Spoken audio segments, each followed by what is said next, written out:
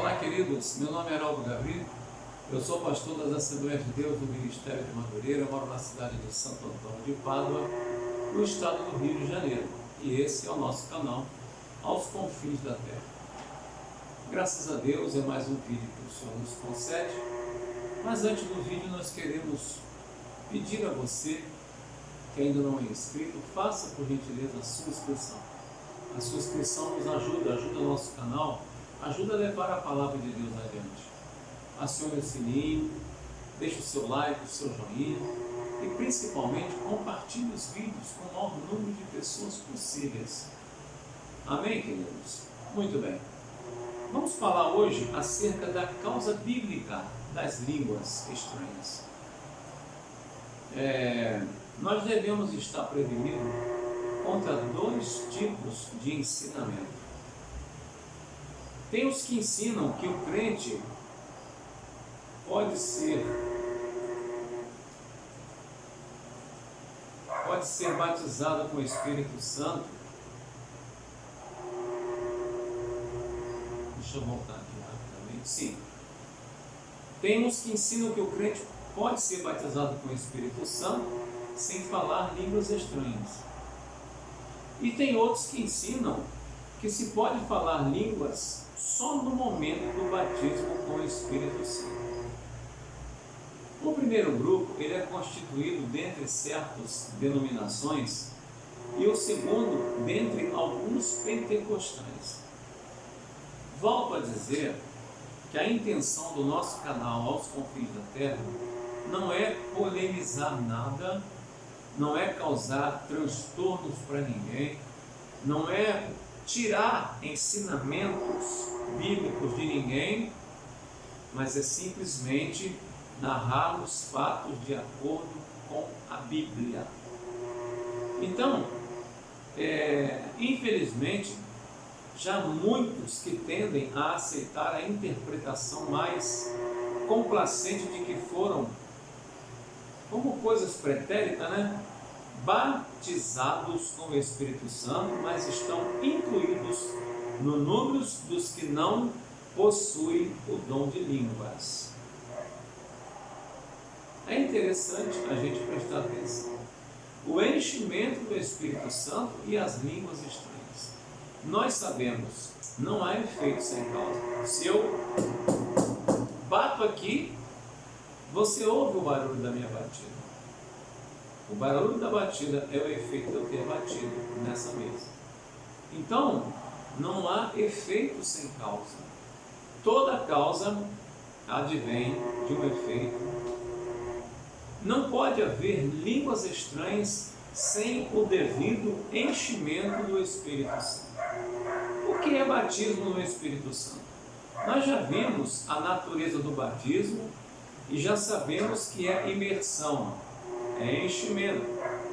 Se o crente fala línguas quando é batizado com o Espírito Santo e é cheio, é admissível que continuará a falar em línguas na proporção em que continue cheio do Espírito Santo. Disse que a água aquecida não ferve enquanto não atingir a temperatura de 100 graus centígrados. Às vezes ela está muito quente, mas ela não ferve, porque ainda não alcançou a barreira dos 100 graus centígrados. Isso aplicado figuradamente do batismo com o Espírito Santo, bem explica o fenômeno do falar em línguas. Há crentes que são batizados com o Espírito Santo, falam línguas no momento e continuam falando todos os anos da sua peregrinação nessa vida como experiência cotidiana, repleta de gozo e de alegria. Mas há também os que são batizados com o Espírito Santo, falam línguas no momento e nunca mais falam, nem línguas, nem alegria e nem fervor espiritual.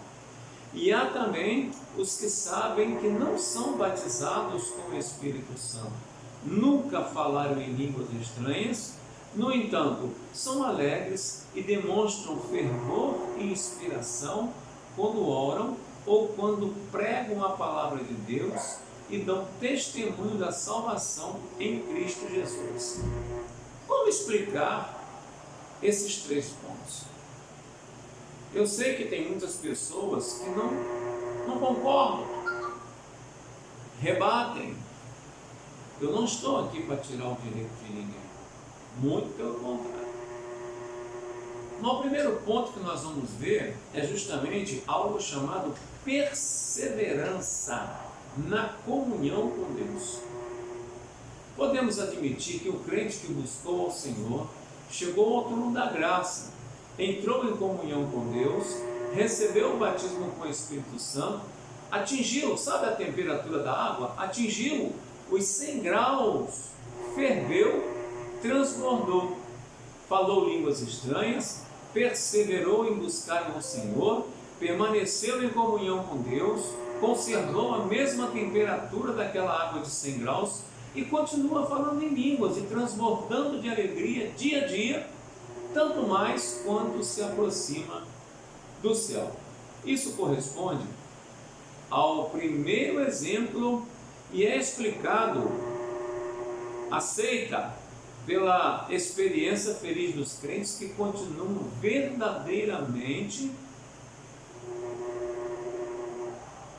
e a explicação aceita pela experiência feliz dos crentes que continuam verdadeiramente pentecostais.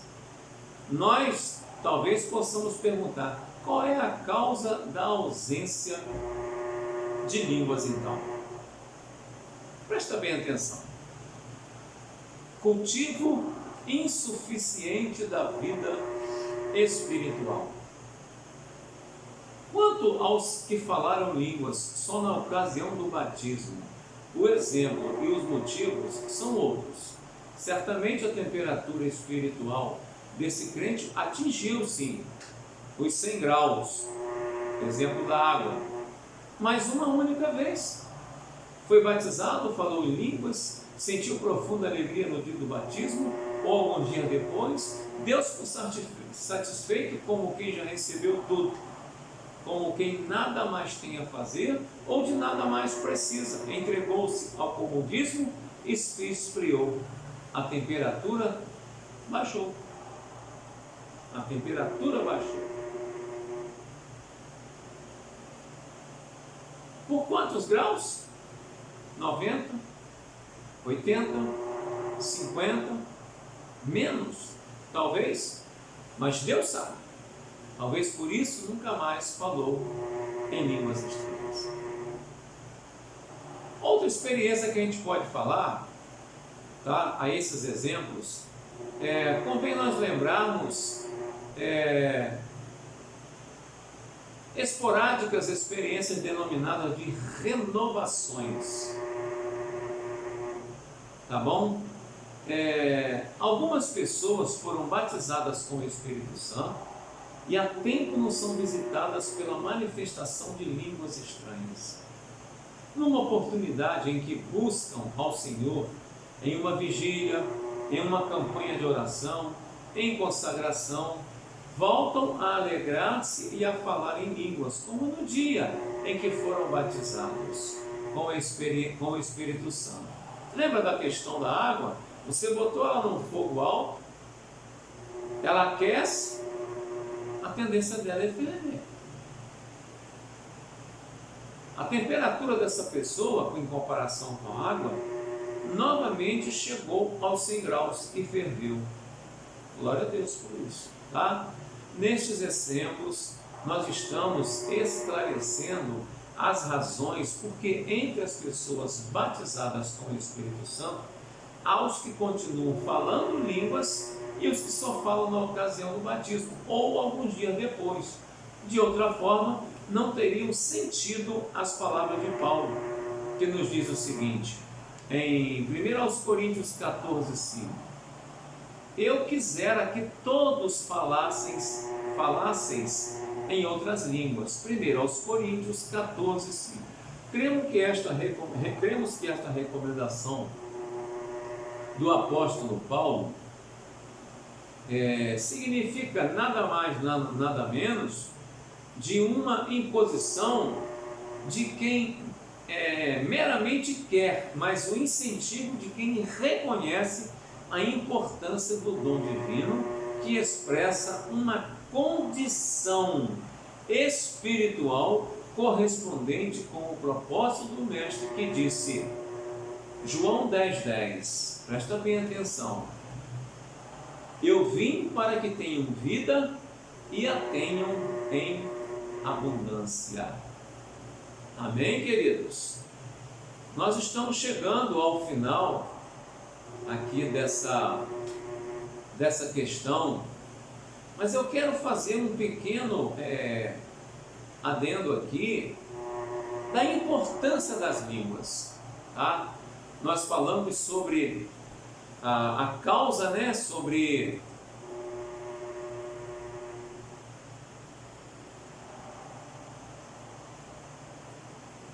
Nós falamos sobre a causa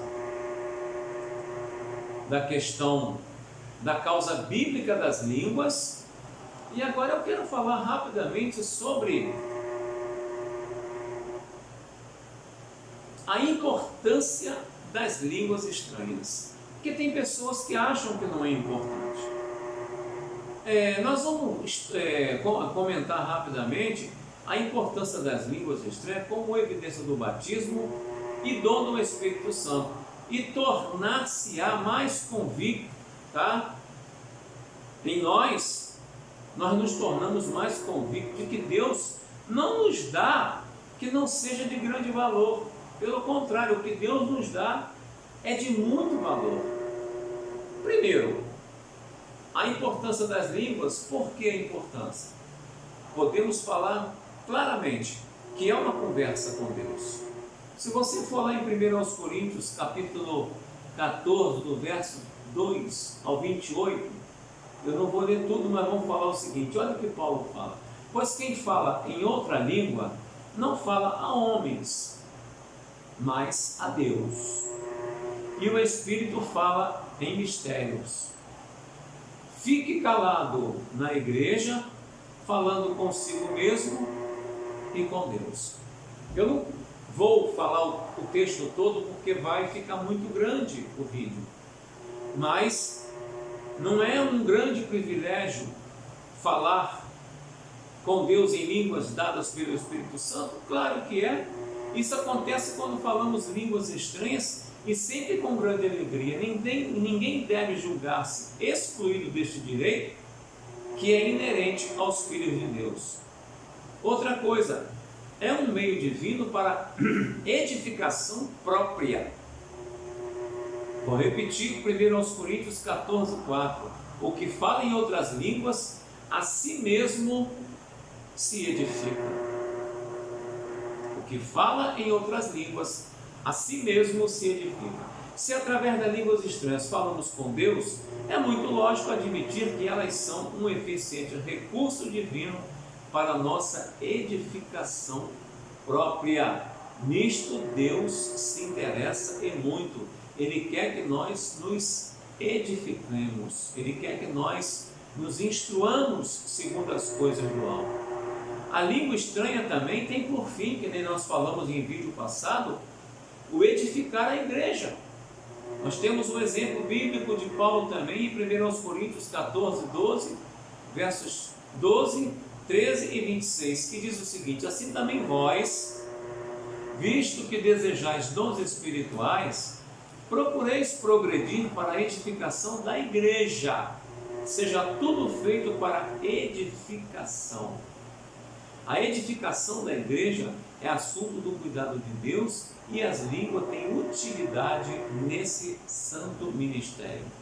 São também usadas as línguas para engrandecer a Deus, pois se ouviam falando em línguas, engrandecendo a Deus. Atos 10:46. Essa ocorrência concorda com os ensinos de Paulo, que diz lá em 1 Coríntios 14, 16 e 17, que fala o seguinte: e se tu bendizeres apenas em espírito, tu de fato dás bem as graças. Olha só, eu vou repetir. tu, de fato, dás bem as graças. Ou seja, se nós, falamos em língua, edificamos a nós mesmos, edificamos a igreja, bendizemos a Deus, o que nós estamos fazendo? Nós estamos rendendo graças a Deus por tudo que Ele tem feito. Nós somos exortados a fazer todas as coisas para a glória de Deus.